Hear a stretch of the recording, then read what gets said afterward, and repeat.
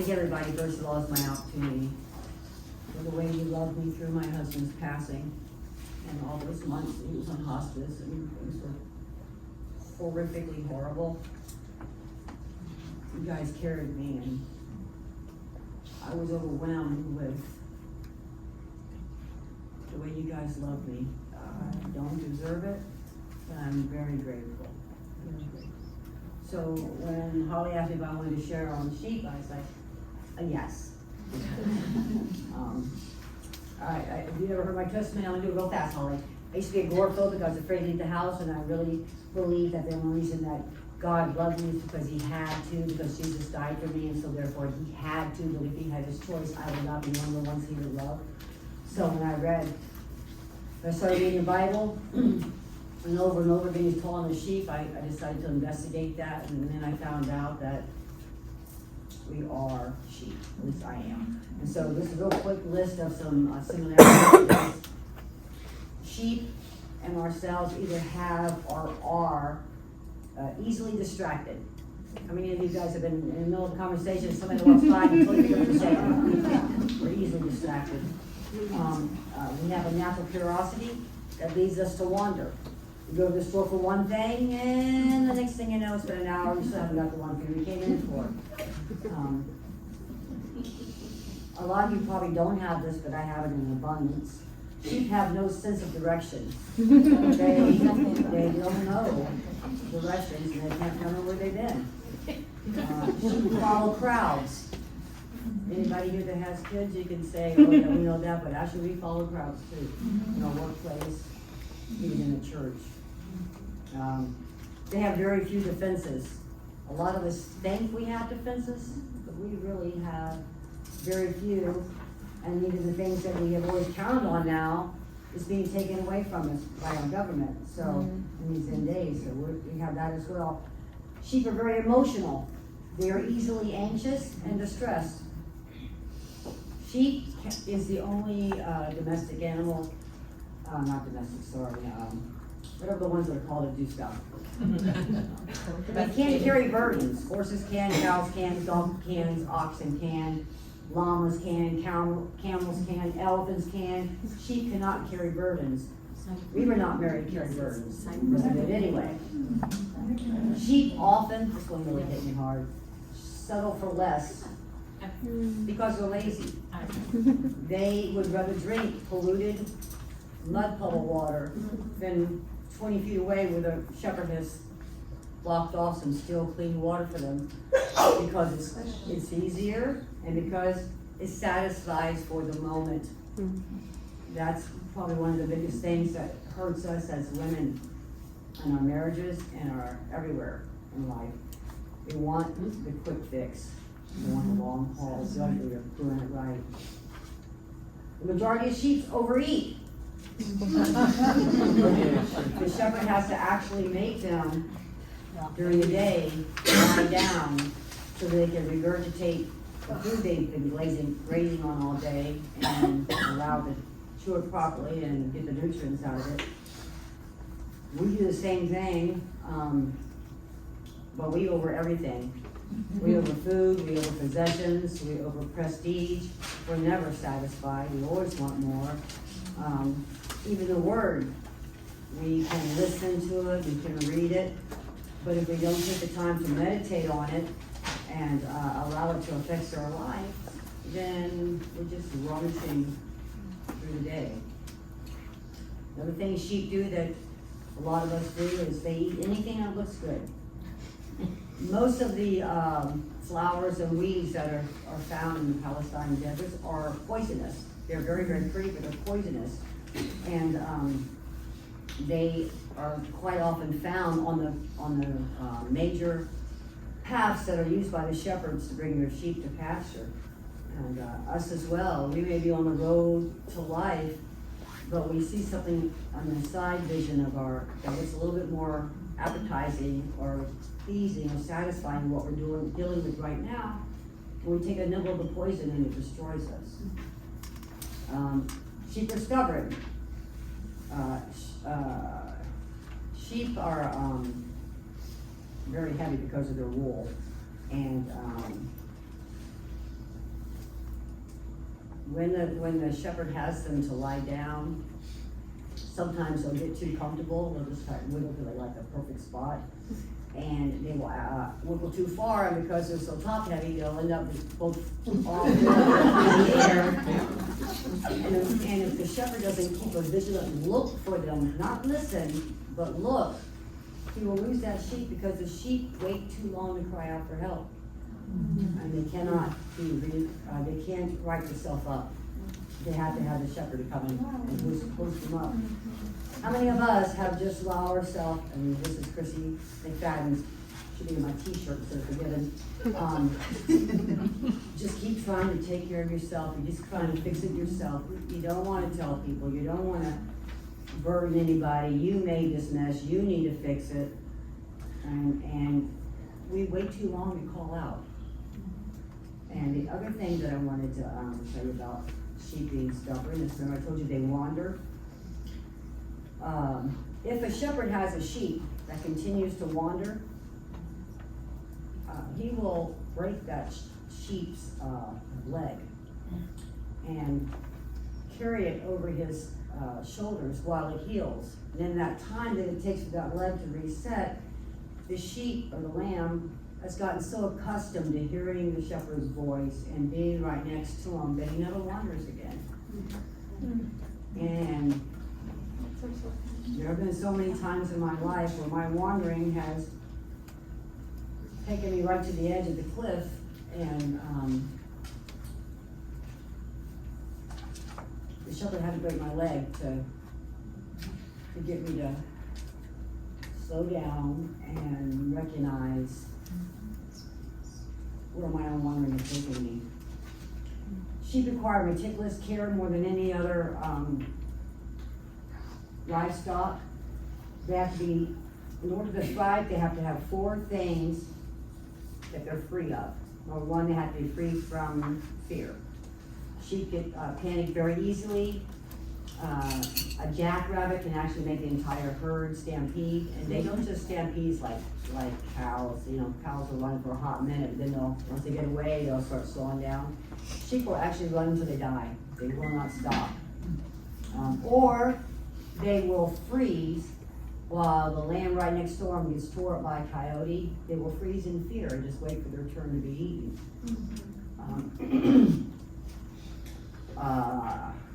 And because they have heavy coats, you know, no matter how thirsty they are, they won't drink from running water, even if it's just a little creek. If it's moving at all, making any kind of noise at all, they won't drink because they're so terrified of drowning. And they don't realize that the stream's only this wide and only this deep. All they know is it's running water. Because they're so fearful, they won't even drink from it. How many times have we been right there? We can see God telling us to go somewhere to do something, but we're just too scared. We want to stay right where what we're used to and what we're comfortable with. And if you think that as humans we don't panic easily, I just want to remind you guys of the 2020 toilet paper fiasco. The second thing is sheep can be free from tension, which includes rivalry. Sheep have budding order. The strongest sheep gets the best pasture land, the best mate, and the best bed grounds. And like a lot of sheep that we know, they can have the best, see somebody else that has something that's a little bit different, and decide they want theirs. This is what sheep do all day long, which can cause for a lot of, the tension will actually cause the other sheep and lambs to not be able to graze properly, to digest their food properly. And we struggle to be recognized in the workplace or church. We all want a handsome man, and we all want a sweet place to lay our head down. And we all fight for it instead of trusting the Lord to give it to us. All these tensions, though, disperse when the shepherd comes near. The fighting stops. The presence of the shepherd calms the flock. When we bring Christ into our arguments and our stressful informations, we also can be calmed. The third one is aggravations. For the sheep, it's flies, especially nose flies. Have you ever seen those pictures, Brett showed us on TV of the shepherds calling the lambs, and they only come to their shepherd's voice? Well, if you do the close-up, you see there's a gazillion gnats flying around all those sheets. And it's even worse in the summertime when they go out to the high fields to graze. And so these flies will actually lay eggs in their nose, and they'll hatch into larvae, worms. And they'll actually bore up into their brain and kill them. So they will actually beat their head against trees and fence posts and trying to get the flies away from them. And the shepherd has to make a special kind of ointment and anoint each one of them personally so that the flies can't aggravate them, which is what he wants to do with us with the word, but we gotta stand still so he can anoint us with it. And some of the things that reminds me of us is that we have some bad thoughts that stick in our mind, and they can bore holes into us. They have parasites, and the worst is called a scab, S-C-A-B, and it's spread by when they rub their heads together. Lambs are very affectionate, and they like to rub heads. We rub our heads together. We need to be careful who we're rubbing heads with, because they can have a parasite of anger or bitterness or discontentment. And the Bible says to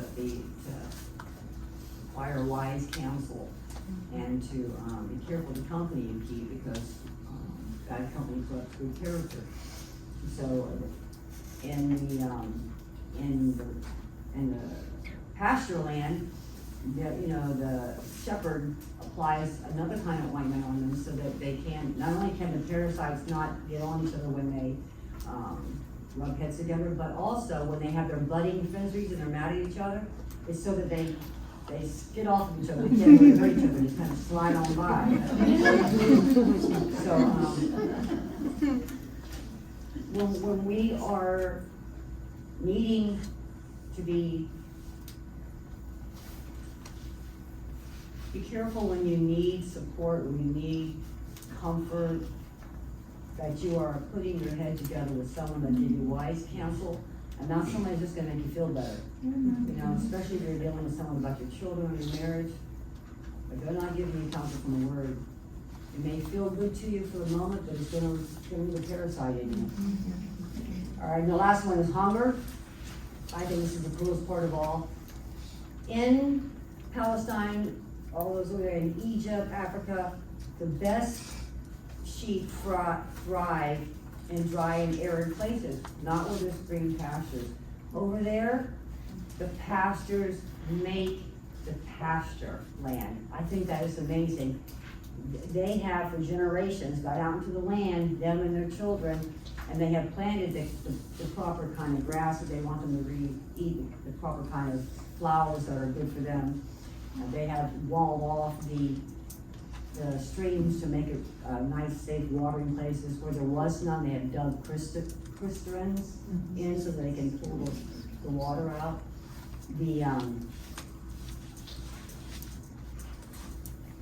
The sheep that has a neglectful shepherd, it just says, put them out in the field, let them graze. Those sheep wander all day long looking for something to satisfy their hunger.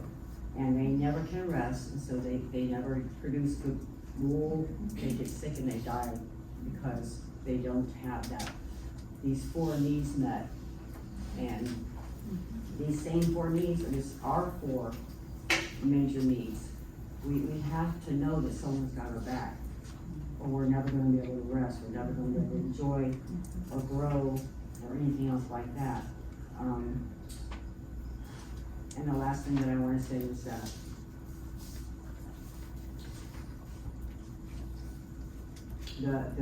the book that I read, this guy, he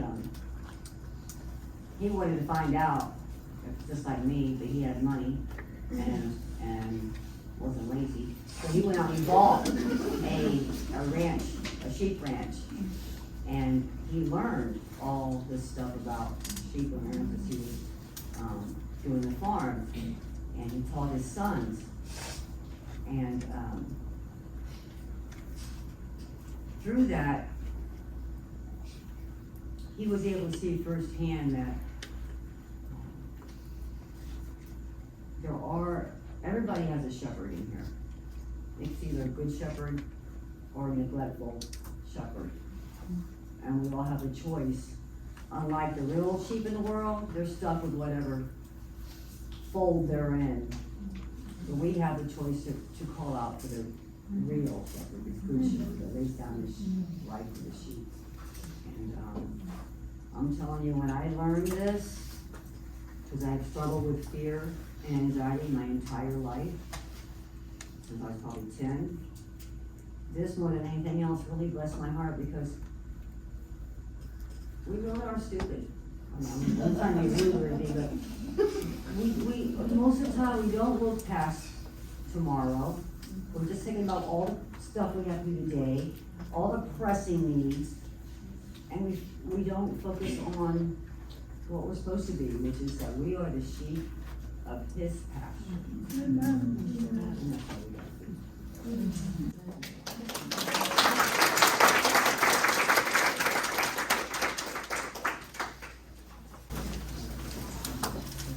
One of the greatest lies that Satan has said all the time is that he doesn't exist.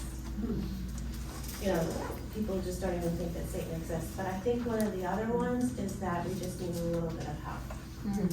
And that is just an equally bad lie. Because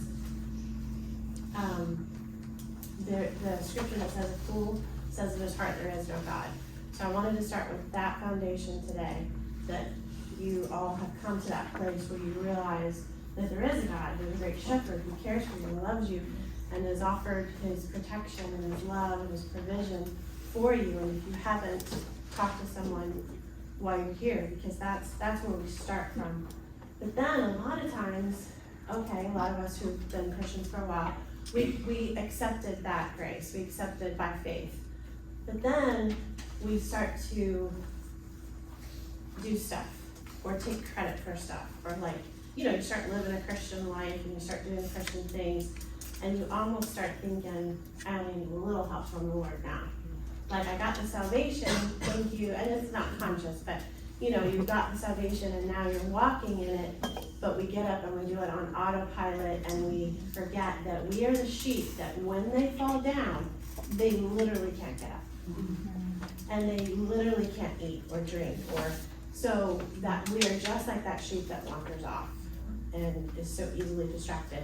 And so the thing we want to talk about this weekend is not just the realizing I'm a fool or a sheep in need of a great shepherd, but I need the great shepherd for every single thing, not just salvation, but walking this out, and every day, every minute. So we'll be talking a lot about that. Hopefully those two things make sense. But we literally need help for everything. So I love that. Thank you, Chrissy, so much. Okay.